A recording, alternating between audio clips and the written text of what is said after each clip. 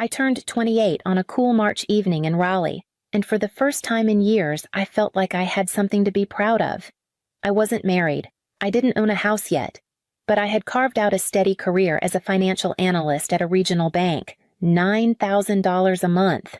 To some, it might just be a figure on a paycheck, but to me it was proof that the long nights studying in college libraries and the years of scrimping had been worth it. My parents decided to host a birthday dinner at their home, the same modest split-level house where my sister and I had grown up. I arrived with a peach cobbler from a bakery downtown, nervous but hopeful. I wanted this night to feel like family again, not the strained gatherings that had marked recent years. The backyard was strung with lights, neighbors chatting over plates of brisket, glasses of sweet tea clinking on the porch. My father moved between the grill and the tables, cheeks red from the heat. My mother flitted about, straightening napkins that didn't need straightening. A few of my colleagues from the bank came too, smiling warmly when they spotted me.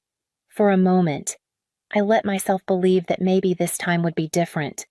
Corinne sat near the back fence, her arms crossed, eyes darting every time someone congratulated me.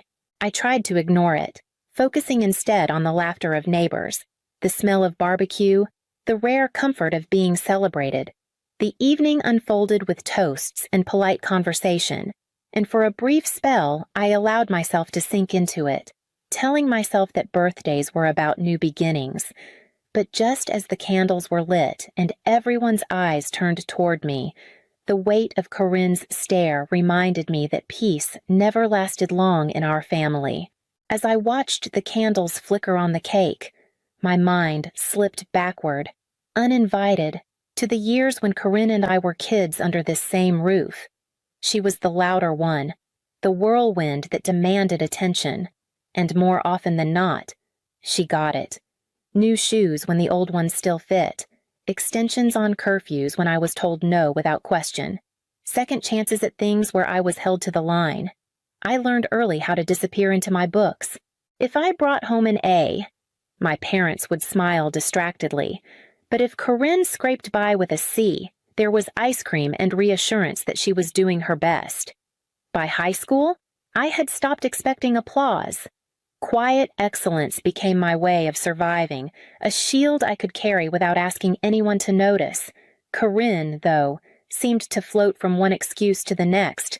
When she was admitted to UNC Greensboro, my parents celebrated as if she'd secured a ticket to the Ivy League. But by the end of her freshman year, she called home claiming the classes were too demanding, that her professors didn't get her. She packed up her dorm, moved back to Raleigh, and that was the end of it. No lectures, no expectations. Just sympathetic nods about how college isn't for everyone. Since then, she'd drifted, a few waitressing jobs, a short stint at a boutique that ended after a disagreement with the manager, and then long stretches of unemployment. Whenever her plans unraveled, my parents softened the story. Bad bosses, unfair systems, bad luck. I used to think maybe they were right. Maybe the world was harsher to her than it was to me. But standing in that backyard now, hearing laughter around me and feeling her gaze sharp on my skin, I knew better. Corinne wasn't unlucky. She was entitled, and in a family that never made her face consequences, that entitlement had only grown sharper with age. The cake was lowered in front of me, everyone singing, but all I could feel was the storm brewing in her silence. When I think about the life I've built, I can trace it back to the nights I spent in the library at NC State, poring over finance textbooks until my eyes blurred. Scholarships covered my tuition, but only if I kept my grades high, so there wasn't much room for slipping. I worked weekends at a diner off Hillsborough Street, pouring coffee and counting tips that barely covered groceries. Those years taught me discipline, and more than that, they taught me the value of independence.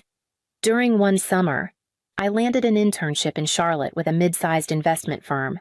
The hours were brutal late nights running numbers for analysts who barely knew my name, but I soaked it up. Every spreadsheet, every presentation, every mistake corrected pushed me closer to something that looked like a future. When graduation came, I knew I could handle pressure because I had lived it. Coming back to Raleigh felt like the right move, a chance to stay near my dad as he got older and to plant roots in the city I understood. The regional bank job wasn't glamorous, but it was steady, and the salary gave me breathing room I'd never had before. $9,000 a month meant bills paid on time, savings in the bank, and the quiet comfort of knowing no one could pull the rug out from under me. It wasn't wealth, it was survival, transformed into dignity. But that paycheck also drew invisible lines. Every time I mentioned work, I saw the flicker in Corinne's eyes, the way her smile tightened, the way she changed the subject. My success wasn't just my own. To her, it was a mirror of everything she hadn't achieved. At family dinners, conversations bent around her moods, and I learned to keep my victories small, unspoken, so she wouldn't feel overshadowed. Still, envy has a way of leaking through even the politest silences, and sitting at that birthday table, I could feel it pressing against me, thick and sharp, waiting for the right moment to break through. When I think about the life I've built, I can trace it back to the nights I spent in the library at NC State, poring over finance textbooks until my eyes blurred. Scholarships covered my tuition, but only if I kept my grades high, so there wasn't much room for slipping. I worked weekends at a diner off Hillsborough Street, pouring coffee and counting tips that barely covered groceries. Those years taught me discipline, and more than that, they taught me the value of independence. During one summer, I landed an internship in Charlotte with a mid-sized investment firm. The hours were brutal late nights running numbers for analysts who barely knew my name, but I soaked it up. Every spreadsheet, every presentation, every mistake corrected pushed me closer to something that looked like a future. When graduation came, I knew I could handle pressure because I had lived it. Coming back to Raleigh felt like the right move, a chance to stay near my dad as he got older and to plant roots in the city I understood. The regional bank job wasn't glamorous, but it was steady, and the salary gave me breathing room I'd never had before. $9,000 a month meant bills paid on time, savings in the bank, and the quiet comfort of knowing no one could pull the rug out from under me. It wasn't wealth, it was survival, transformed into dignity. But that paycheck also drew invisible lines. Every time I mentioned work, I saw the flicker in Corinne's eyes, the way her smile tightened, the way she changed the subject. My success wasn't just my own. To her, it was a mirror of everything she hadn't achieved. At family dinners, conversations bent around her moods, and I learned to keep my victories small, unspoken, so she wouldn't feel overshadowed. Still, envy has a way of leaking through even the politest silences, and sitting at that birthday table, I could feel it pressing against me, thick and sharp, waiting for the right moment to break through. The singing had just faded, and the first wisps of smoke curled from the candles when Corinne scraped her chair back with a sound that silenced the yard. All eyes turned toward her. She didn't raise a glass or smile, didn't offer a toast. Her voice came out sharp, slicing through the air with a conviction that made my stomach drop. "From today on," she said, her gaze locked on me, "you'll hand over your entire $9,000 salary and every bonus. If you refuse, get out right now." The words hung there, so outrageous I thought at first I'd misheard her. But then the gasps began, rippling around the table. A neighbor dropped his fork, the clatter loud in the stunned quiet. My colleagues looked at one another in disbelief, their faces registering secondhand humiliation. I sat frozen, the heat from the candles pressing against my cheeks. My first instinct was to laugh, to dismiss it as some sick joke, but Corinne's eyes told me otherwise. They glittered with a hard edge, daring me to defy her. I turned to my parents, desperate for something an intervention, a defense, anything that would puncture the absurdity of the moment. My father's eyes were fixed on the brisket knife he still held, his knuckles white around the handle. My mother lowered her gaze to her lap, fingers twisting in the hem of her napkin. Neither spoke, Neither moved. It was as though their silence was rehearsed. An old script they knew by heart let Corinne speak. Let her rage. Let the rest of us endure it. But this time, it wasn't a tantrum about high school grades or a lost job. This was my life, my work, my independence laid bare and claimed by someone who had never lifted a hand to earn it. The betrayal hit me in two waves. First, the audacity of Corinne's demand, the way she said it as if my paycheck already belonged to her, and second, the crushing weight of my parents' silence, their refusal to shield me from her greed. They didn't need to say the words aloud. Their bowed heads told me everything. My chest tightened, and I felt the sting of humiliation press against the back of my eyes. Around me, whispers grew louder, the guests shifting uncomfortably in their seats. But no one spoke above a murmur. All the warmth from the evening had drained, replaced by a suffocating heaviness. I knew in that moment something had fractured beyond repair. And as I pushed back my chair, the sound of its legs scraping against the porch boards, I realized the only choice left to me was to stand and face the silence head on. The air felt heavier with every second that passed. Whispers rippled across the yard, the kind that scrape against your skin even if you can't make out the words. I could feel the eyes on me, neighbors, colleagues, even family friends all watching to see how I'd respond, how I'd survive being stripped bare in front of them. Corinne leaned back in her chair, her lips curved into a smirk that told me she had been waiting for this moment. She fed on the silence, on the spectacle she'd created, her shoulders relaxing as if she'd proven something. For her, this was victory. I turned again to my father, hoping for a sign that he would finally speak, that the man who had once told me to be proud of what I'd built would defend me. But he only swirled the amber liquid in his glass, his thumb running over the rim as though studying it would spare him from facing me. My mother kept her eyes fixed on the tablecloth, fingers clenched tight in her lap. It was as if they believed that if they didn't move, if they didn't breathe, they could erase what Corinne had said. The betrayal burned worse than Corinne's demand. Her cruelty was expected. Their silence was not. The shame twisted inside me until it was too sharp to bear. I straightened my shoulders and pushed my chair back. The scrape of wood against the porch cut through the murmurs, drawing every eye to me. I stood without a word, my chest aching but my face steady. I would not give them the satisfaction of watching me crumble. Corinne's smirk faltered, just slightly, as I lifted my chin and stepped away from the table. I didn't wait for anyone to call after me, because no one would. I walked through the yard, past the string lights and the guests who parted silently to let me through, past the house I had once called home. The night air wrapped around me, cool and sharp, as I crossed the street to where my car waited. I opened the door, slid inside, and with one last glance at the glowing backyard behind me, I turned the key and drove away into the dark. The road stretched out before me, Raleigh's familiar streets blurred by the mix of tears and headlights. I passed the grocery store where I'd worked weekends in high school, the library where I had spent countless hours with a backpack full of ambition, and the coffee shop where I'd poured lattes while saving for textbooks.